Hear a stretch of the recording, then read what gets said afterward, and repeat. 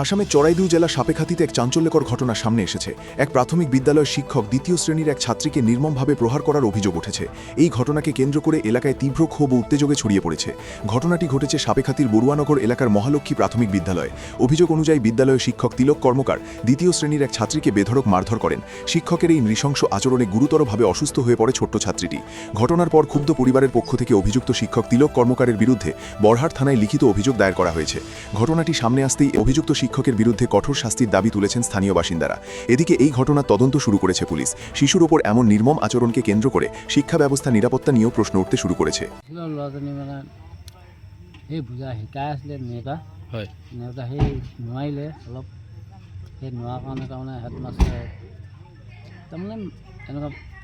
লাঠি লৈ বাঁহৰ মাৰিব লাগি গ'ল মহালক্ষ্মী প্ৰাথমিক বিদ্যালয়। ছাৰজনৰ নাম কি? কৰ্মকালী, সেই নামটো নাপালোৱে। হেডমাষ্টৰ।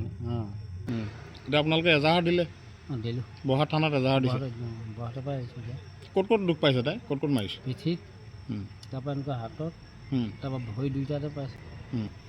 হাত বাঁহখনৰ পাইছে, অলপ হেৰিয়া দুইখন হাততে পাইছে, চাৰ্ট হাত পাইছে, হাত পাইছে, গোটেই গাতে দাগ ন?